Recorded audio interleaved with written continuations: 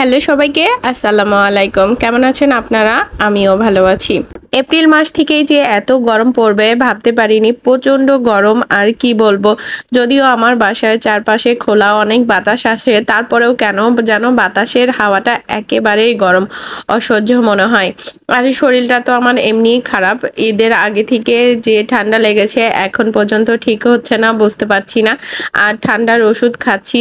সকালবেলা যদি খাই, আমি দুপুরের আগে আর ঘুম থেকে উঠতে পারি না। কোনো মতো ঘুম থেকে উঠে রান্নাবান্না করে গোসল করে আবার যদি ওষুধ খাই, এমনিতেই চোখটা কেমন বন্ধ হয়ে আসে। আমার আর নিজে থেকে চোখ বন্ধ করতে হয় না। এই তো এই গরমে আমার ঘুমিয়ে ঘুমিয়ে দিন পার হচ্ছে। তারপরেও আল্লাহর রহমতে অনেকটাই ঠান্ডা কমে গেছে। কালকে সুমন অফিস থেকে আসার সময় কাঁচা আম নিয়ে এসেছে। অনেক দিন ধরে ওকে বলছি বাজারে যদি কাঁচা আম দেখো নিয়ে এসো। কালকে মনে হয় পেয়েছে আর নিয়ে এসেছে। আজকে ভাবলাম একটু কাঁচা আম দিয়ে ডাউল রান্না করি। অনেক দিন কাঁচা আম দিয়ে ডাউল খাওয়া হয় না। ডাউল এমনি আমি পছন্দ করি না, তারপরে আম ডাল তো হঠাৎ খেতে ইচ্ছা করে। তাছাড়া যে আহামরি খেতেই হবে তা না। অনেকে দেখছি যে আম ডাল আহারে কি মজা, খেতেই হবে খেতেই হবে, এরকম না। হঠাৎ করে মনে হলো একটু রান্না করি, দেখি কেমন লাগে। আজকে ডাউল রান্না করতে অনেক সময় লেগেছে, কারণ আমার প্রেসার কুকারটার রাবার নষ্ট হয়ে গেছে, একটু লুজ হয়ে গেছে, এই জন্য সব হাওয়া বের হয়ে যাচ্ছে। খুব কষ্ট করে আজকে ডাউল অনেক সময় নিয়ে রান্না করেছি। এই গরমে রান্না করতে কি যে কষ্ট, যারা রান্না করতেছে তারাই বুঝতেছে কি কষ্ট।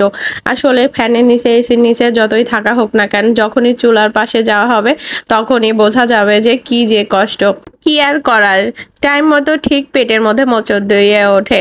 পেট তো আর গরম বোঝে না যে শরীরে গরম লাগতেছে, পেট ঠিকই খাবার চাইবে। ওই জন্যই রান্না করতে হচ্ছে। যাই হোক, আমি আজকে হালকা পাতলা রান্না করব। তবে আমি বেশ কিছুদিন ধরেই রান্না খুবই কম করছি, কারণ এই গরমের মধ্যে আমি যত ঘামছি তত কাশি হচ্ছে, তত শরীর বেশি খারাপ হয়ে যাচ্ছে। এই তো ফ্রিজে আমি মাছ ম্যারিনেট করে রেখেছিলাম, ওইটা বের করে রেখেছি। ডাউল, ঢেঁড়স ভাজি আর এই মাছ ফ্রাই করলেই হয়ে যাবে। গোসল থেকে বের হয়ে এত গরম লাগতেছে, মনে হচ্ছে যত গরম বাথরুমের মধ্যে, বাইরে বেশি ঠান্ডা। দেখেন আমার চোখ দুটা এখনো কেমন ফুলে আছে। এইবার ঠান্ডা লেগে অনেক নতুন নতুন সমস্যা দেখা দিছে, যেমন চোখ দুইটা সবসময় ফুলে থাকে, তারপরে দুপুরের পরে শুরু হয়ে যায় ব্যথা, চল ব্যথা হয়, দাঁতের মাড়ি ব্যথা হয়।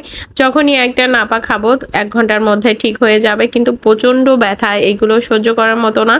সারা শরীরই কেমন উল্টাপাল্টা করে ফেলে। বাসার বারান্দাটা খুবই ছোট, যেই কাপড় চোপড় বেশি হয়ে যায় মেলতে খুবই কষ্ট হয়ে যায়। তখন হ্যাঙ্গারে করে মেলি, 2-1টা কাপড় বেশি আটে, কারণ অল্প জায়গাতে হ্যাঙ্গারে করে কাপড় চোপড় মেললে অনেক জায়গা কম লাগে আর অনেক কাপড় চোপড়ই মেলা যায়। আজকের ভিডিও কেমন লেগেছে অবশ্যই কমেন্টে জানাবেন। পরবর্তী ভিডিও দেখার জন্য সাথেই থাকবেন। আল্লাহ হাফেজ।